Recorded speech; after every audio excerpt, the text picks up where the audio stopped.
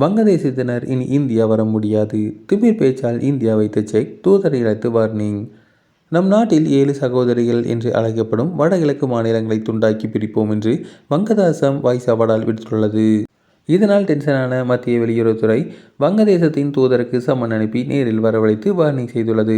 அதோடு டாக்காவில் செயல்பட்டு வரும் இந்தியாவுக்கான 3 விசா விண்ணப்ப மையங்களை இழுத்து பூட்டியுள்ள நிலையில் அதனால் வங்கதேச மக்களுக்கு ஏற்படும் சிக்கல் குறித்து பரபரப்பான தகவல்கள் வெளியாகியுள்ளது. நம் நாட்டின் அண்டை நாடான வங்கதேச பிரதமராக ஷேக் ஹசீனா இருந்தவரை உறவு சிறப்பாக இருந்தது. ஆனால் கடந்த ஆண்டு வங்கதேசத்தில் ஷேக் ஹசீனா ஆட்சி கவிழ்ந்தது. இதனால் ஷேக் ஹசீனா நம் நாட்டில் தஞ்சமடைந்துள்ளார். தற்போது வங்கதேசத்தில் இடைக்கால அரசு நடந்து வருகிறது. இடைக்கால அரசின் தலைமை ஆலோசகராக முகமது யூனுஸ் உள்ளார். இவர் நம் நாட்டுக்கு எதிரான நிலைப்பாடு கொண்டவராக உள்ளார். பாகிஸ்தானுடன் சேர்ந்து நம்மை சீண்டி வருகிறார். வங்கதேசத்தில் சிறுபான்மையினராக உள்ள இந்துக்களை துன்புறுத்தி வருகிறார்கள். மேலும் இந்தியாவின் 7 சகோதரி மாநிலங்களை இந்தியாவில் இருந்து பிரிப்போம் என்று மிரட்டியுள்ளனர். இந்த வெறுப்பு பேச்சால் மத்திய அரசு டென்ஷன் ஆகியுள்ளது. இதனால் நேற்றைய தினம் மத்திய வெளியுறவுத்துறை அமைச்சகம் டெல்லியில் உள்ள இந்தியாவுக்கான வங்கதேச தூதர் ரியாஸ் ஹமீதுல்லாவுக்கு சம்மன் அனுப்பி நேரில் ஆஜராகும்படி கூறியது.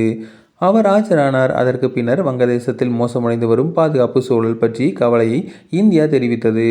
அதோடு டாக்காவில் உள்ள இந்திய தூதரகத்தை சுற்றி பாதுகாப்பு அரண் அமைக்க வேண்டும் என தெரிவித்துள்ளது. வங்கதேசத்தில் சமீப காலமாக பயங்கரவாத சக்திகள் இந்தியாவுக்கு எதிரான தவறான கருத்துக்களை கூறி வருகின்றனர். இது பற்றி வங்கதேச அரசு இடைக்கால முழு விசாரணையை நடத்தவில்லை. அது தொடர்பான ஆதாரங்கள் எங்களுடன் பகிர்ந்து கொள்ளவில்லை என்று அதிருப்தியை வெளிப்படுத்தியது. அது மட்டுமின்றி வங்கதேசத்தில் அமைதியான தேர்தல் நடைபெற வேண்டும் என்பதுதான் எங்களின் விருப்பம். ஆனால் இத்தகைய வெறுப்பு பேச்சுகள் இருதரப்பு உறவை பலவீனப்படுத்தும் என்றும் வார்னிங் கொடுப்பதாக தகவல்கள் வெளியாகியுள்ளது.